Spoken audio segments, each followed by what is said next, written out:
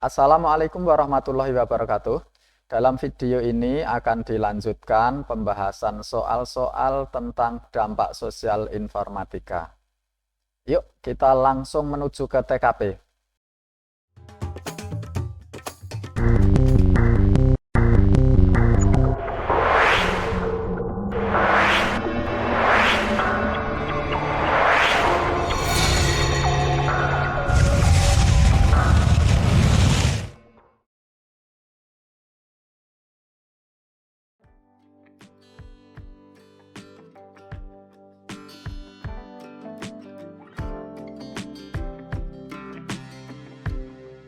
Soal pertama, teknologi sudah ada sejak manusia itu ada dan selalu berkembang seiring pertumbuhan manusia. Dengan adanya teknologi yang berkembang pesat, dampak yang dirasakan setelah adanya teknologi antara lain. Jadi soal ini bisa memilih lebih dari satu jawaban. Yang menjadi pertanyaan dari soal ini adalah dampak yang dirasakan setelah adanya teknologi. Yang pertama, bergesernya layanan konvensional menjadi layanan online. Ya, ini adalah dampak adanya teknologi. Yang kedua, menurunnya penjualan eceran dan digantikan sistem online. Betul. Berapa waktu sampai ada yang demo karena penjualan secara konvensional merasa dirugikan. Adanya kesempatan berkarya untuk kaum disabilitas. Ya, ini juga benar. Kemudian banyaknya pengangguran di mana-mana. Saya kira ini kurang tepat karena pengangguran itu tidak disebabkan satu-satunya oleh adanya perkembangan teknologi. Jadi jawabannya adalah pilihan 1, pilihan 2, dan pilihan yang ketiga. Soal berikutnya, berikut ini yang bukan merupakan contoh kegiatan yang dilakukan masyarakat digital adalah yang bukan melakukan penyebaran kuesioner dengan kertas. Ini adalah jawabannya. Kalau jawaban yang kedua itu mengerjakan tugas dengan Microsoft Word, jelas ini adalah dilakukan masyarakat digital. Menggunakan email untuk mengirim surat, ya. Melakukan penyimpanan foto di penyimpanan maksudnya ini. Melakukan penyimpanan foto di komputer, ini adalah perilaku masyarakat digital. Jadi yang bukan itu adalah melakukan penyebaran kuesioner dengan kertas. Soal berikutnya, perkembangan teknologi informasi dan komunikasi yang pesat mendorong perubahan pola aktivitas manusia sehari-hari. Aktivitas berikut yang berkaitan dengan pemanfaatan TIK adalah, ini pilihannya lebih dari satu jawaban. Jadi jika jawabannya benar lebih dari satu bisa dipilih semuanya. Yang pertama, siswa SMP Negeri 13 Surabaya mendapatkan tugas membuat rangkaian amplifier. Untuk mendapatkan komponen yang diperlukan sebagian besar siswa belanja secara daring melalui aplikasi online. Ya, ini adalah pemanfaatan TIK. Kemudian pernyataan yang kedua, Hendra mengkoordinasi teman-teman sekelasnya untuk memfotokopi materi belajar matematika di toko depan sekolah. Yang ini bukan. Pembelajaran di bulan Ramadan di SMP Negeri 13 Surabaya dilakukan melalui dua moda. Sebagian siswa melaksanakan pondok Ramadan di sekolah, sebagian yang lain mengikuti kegiatan secara daring sesuai dengan ketentuan. Ya, ini ada kegiatan secara daring berarti termasuk pemanfaatan teknologi informasi dan komunikasi. Yang terakhir, siswa SMP Negeri 13 Surabaya memiliki banyak CCTV yang dipasang di berbagai sudut lokasi. Bahkan video yang dikeluarkan dari alat tersebut dapat dipantau secara langsung dari jarak jauh menggunakan jaringan internet. Ini ada kata-kata dapat dipantau secara langsung dari jarak jauh menggunakan jaringan internet. Ini adalah pemanfaatan teknologi informasi dan komunikasi. Jadi pilihan yang tepat dalam pemanfaatan TIK ini adalah pilihan yang pertama, kemudian pilihan yang ketiga, dan pilihan yang keempat. Sedangkan pilihan yang kedua tidak termasuk di dalamnya. Baik, lanjut lagi ke soal berikutnya. Perubahan perilaku akibat adanya teknologi juga terlihat dengan cara orang berbelanja. Untuk berbelanja, mereka tidak lagi berkeliling dari toko satu ke toko lain di pusat perbelanjaan. Namun, memilih belanja melalui aplikasi toko online atau e-commerce.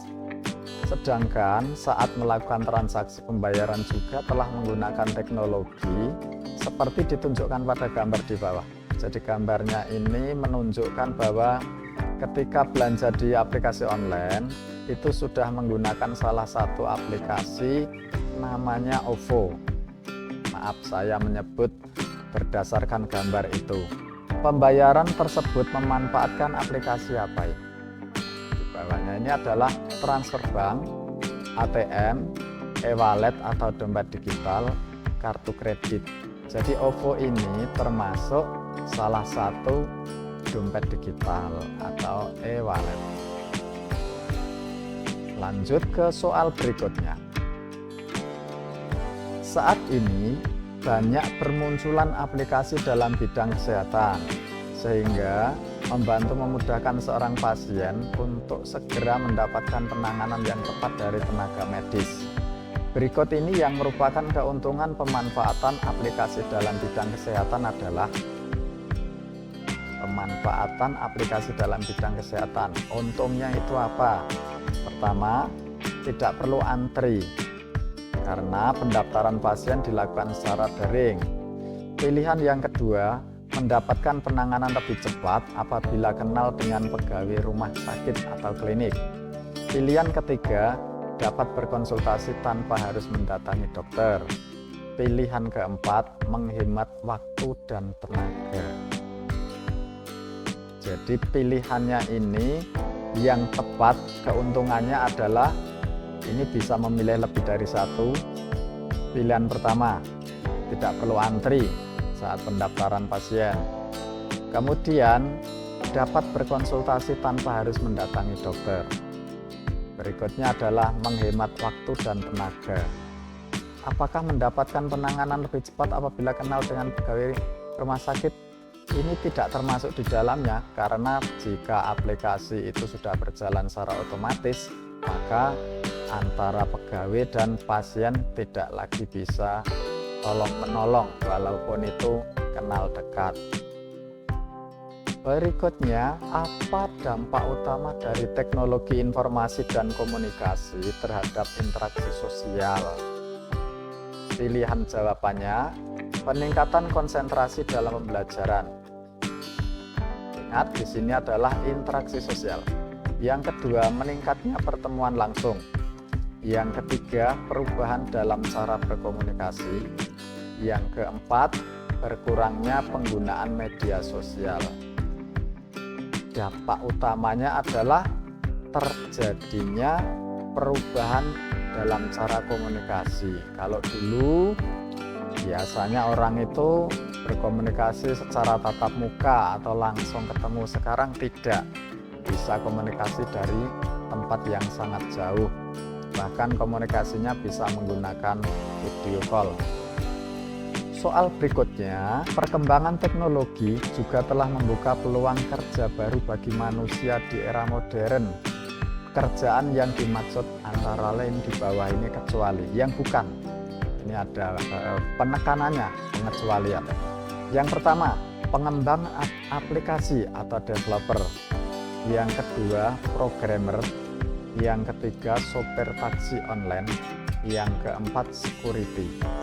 Jadi yang tidak termasuk pekerjaan yang dimaksudkan pada soal tersebut adalah security. Lanjut ke soal berikutnya. Dadang adalah seorang direktur bank yang kerjanya sering harus keluar kota. Sementara di rumah tidak ada siapapun karena pembantu sedang sakit pulang kampung. Ketika bekerja di tempat jauh, terpikirkan untuk menghidupkan dan mematikan lampu di rumahnya. Nah, ini rumahnya karena tidak ada orang, dan mengetahui perkembangan keamanan rumahnya. Berdasarkan kondisi ini, langkah yang tepat dilakukan Anto agar tidak tergantung pada orang lain adalah ini. Ada kata kuncinya, langkah yang tepat supaya tidak bergantung pada orang lain. Pilihan jawabannya, meminta tolong tetangga. Ini jelas tidak, karena ada tulisannya meminta tolong tetangga di atas biar tidak tergantung pada orang lain. Kemudian pilihan jawaban yang kedua, membiarkan rumah dengan kondisi seperti apa adanya. Kalau dibiarkan berarti tidak mengerti kondisi rumah itu jika ditinggal pergi. Dan lampunya juga tidak ada yang mematikan dan menghidupkan. Kemudian lapor ketua RT. Ini jelas juga tidak, karena bisa bergantung pada orang lain. Dan juga mungkin saja tidak menyelesaikan problem yang ada di rumah itu. Oleh karena itu, pilihan yang tepat yaitu memanfaatkan teknologi Internet of Things untuk mengatasi masalah rumahnya. Apa itu Internet of Things? Internet of Things itu menggunakan internet untuk mengendalikan peralatan-peralatan yang ada di rumah. Soal berikutnya, ini bacaannya agak panjang. Omi TV adalah aplikasi video chat yang memudahkan pengguna berinteraksi secara virtual kepada orang-orang di seluruh dunia. Dalam aplikasi ini, pengguna dapat berbicara dengan orang asing melalui obrolan video, bertemu orang baru, menjalin pertemanan baru, dan tetap berhubungan dengan mereka melalui jejaring sosial Omi TV. Ini adalah kalimat yang diambil dari websitenya Omi TV. Untuk menggunakan Omi TV tidak perlu berlangganan, namun perlu membuat akun terlebih dahulu. Menurut informasi pada websitenya, bahwa aplikasi ini dapat digunakan 100% gratis tanpa ada selingan iklan. Pernyataan yang benar berkaitan dengan Omi TV adalah pilihan jawabannya. Omi TV hanya dapat berbicara dengan orang asing.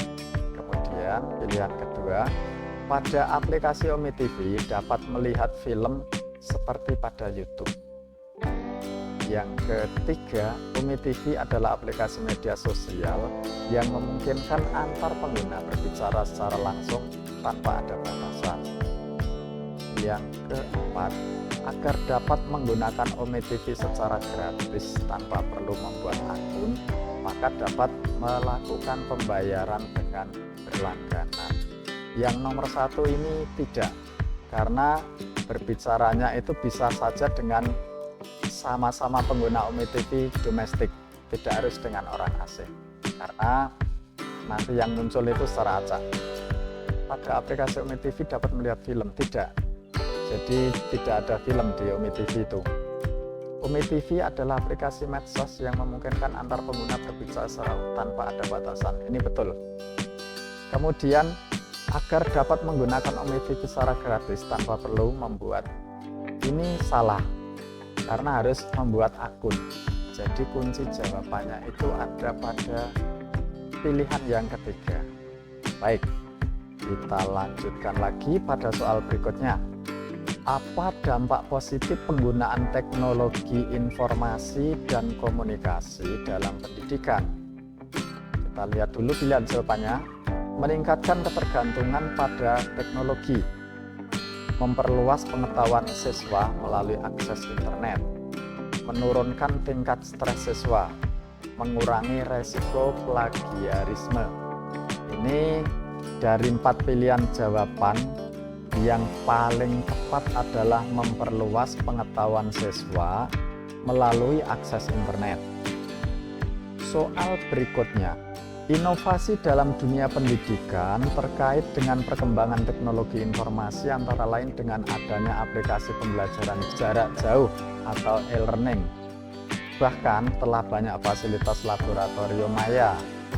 Kelebihan pembelajaran jarak jauh adalah pilihan pertama, pembelajaran dapat dilakukan tanpa dibatasi waktu, tempat, dan tenaga pengajar. Pilihan kedua, memungkinkan melakukan simulasi atau eksperimen yang berbahaya jika dilakukan secara langsung. Pilihan yang ketiga, waktu belajar relatif lebih lama karena memungkinkan adanya kendala jaringan internet. Pilihan yang keempat, siswa dapat mengakses konten pembelajaran dari seluruh dunia. Pertanyaannya, kelebihan pembelajaran jarak jauh yang memungkinkan adalah pilihan pertama, pembelajaran dapat dilakukan tanpa dibatasi waktu, tempat, dan tenaga pengajar. Ini jawaban yang benar. Pertama. Jawaban yang kedua yang benar adalah memungkinkan melakukan simulasi atau eksperimen yang berbahaya jika dilakukan secara langsung. Misalnya harimau. Harimau itu melihat bagaimana giginya, melihat bagaimana telinganya, melihat bagaimana kakinya. Itu kalau harimaunya didatangkan langsung kan berbahaya.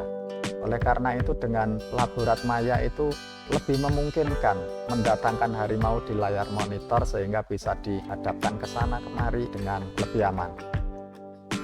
Kemudian yang ketiga, belajar relatif lebih lama karena memungkinkan adanya kendala jaringan internet. Ini benar juga, tapi belum tentu juga. Di beberapa tempat memang bisa saja kendala jaringan internet. Oleh karena itu jawaban ini benar. Kemudian pilihan yang keempat, siswa dapat mengakses konten pembelajaran dari seluruh dunia. Betul. Jadi 4 jawaban ini bisa dipilih seluruhnya. Soal selanjutnya, pemanfaatan teknologi informasi juga berdampak pada pengurangan pemanfaatan kertas di berbagai bidang. Hal ini dikarenakan pilihan pertama, harga kertas semakin mahal sehingga orang malas menggunakan kertas. Rasanya tidak juga. Pilihan kedua, data disimpan dalam bentuk digital sehingga tidak perlu pencetakan. Ini jawabannya benar. Pilihan jawaban ketiga, ada paksaan dari pemerintah agar tidak lagi menggunakan kertas. Tidak benar ini, tidak ada paksaan dari pemerintah untuk tidak menggunakan kertas. Kemudian pilihan yang keempat, kertas dapat menimbulkan pencemaran lingkungan. Tidak benar juga, kertas menimbulkan pencemaran lingkungan. Oleh karena itu, pilihan jawabannya adalah karena orang tidak menggunakan kertas itu memang sudah tidak mencetak lagi, datanya disimpan di flash disk, di hard disk, atau di cloud computing. Lanjut lagi ke soal berikutnya. Media sosial sudah menjadi bagian hidup manusia milenial. Miliaran orang setiap saat berinteraksi dengan aplikasi media sosial untuk berbagi informasi maupun membaca informasi yang diterima. Sikap yang benar ketika menerima informasi dari medsos adalah ini yang sangat diperlukan. Sikap yang benar itu kayak apa sih kalau menerima berita dari media sosial? Pilihan pertama, segera meneruskan informasi yang diterima agar orang lain dapat segera membacanya. Hati-hati dengan kondisi ini. Jadi ini tidak benar kalau menerima informasi langsung di-forward. Yang kedua, segera memberikan komentar agar orang lain mengetahui bahwa kita orang yang selalu mengikuti perkembangan dan eksis di media sosial.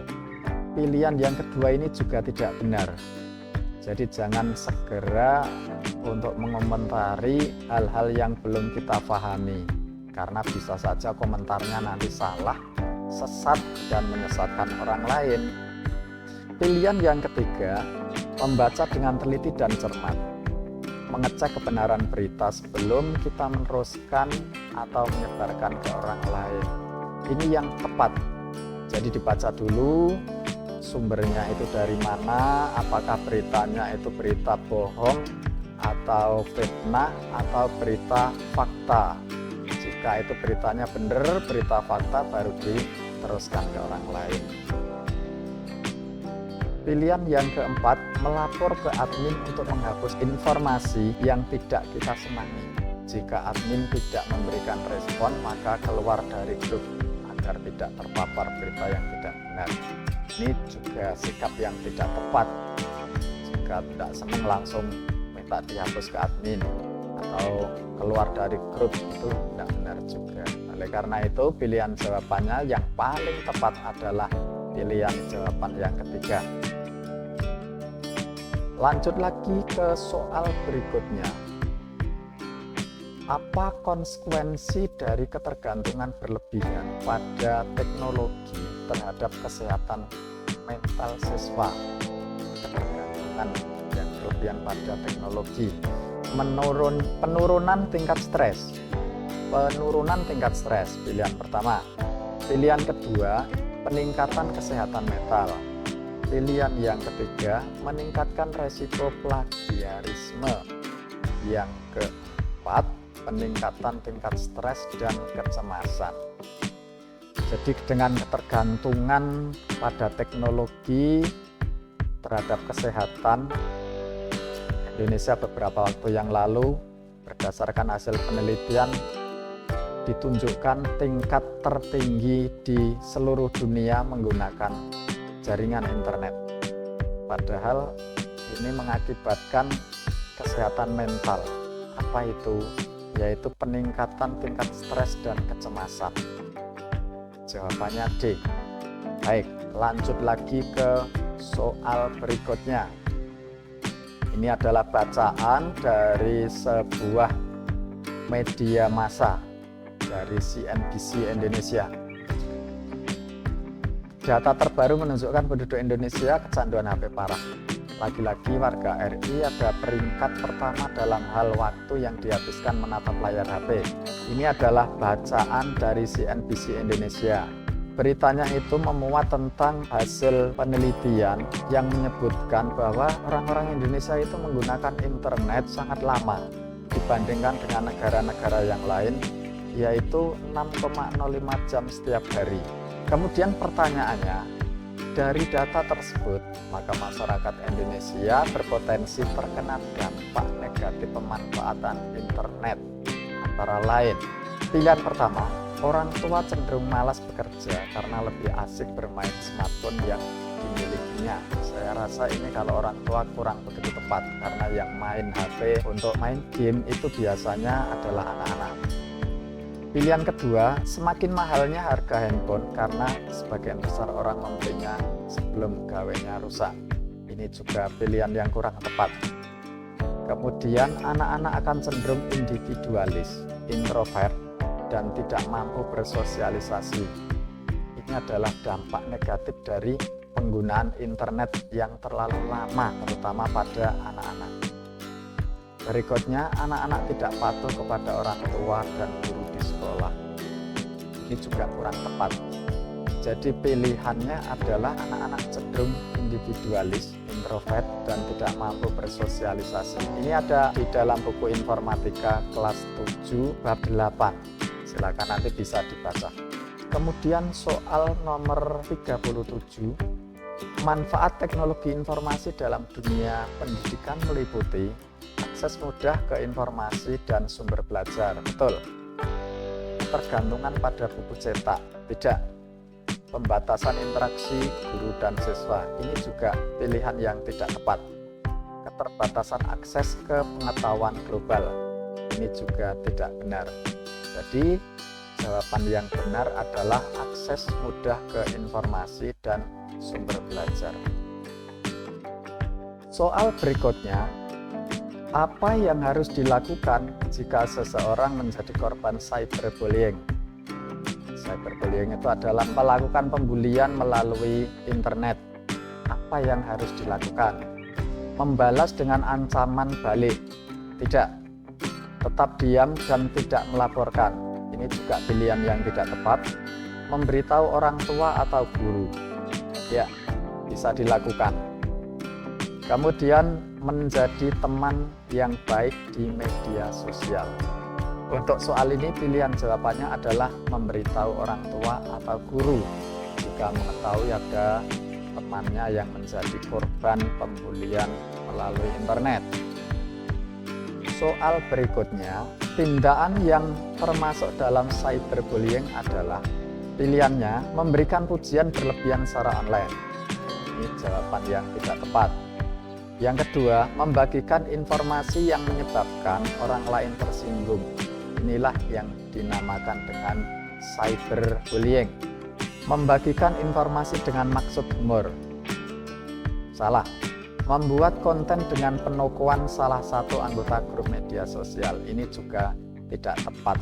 Kalau penokohannya itu penokohan baik kan juga bukan termasuk cyberbullying.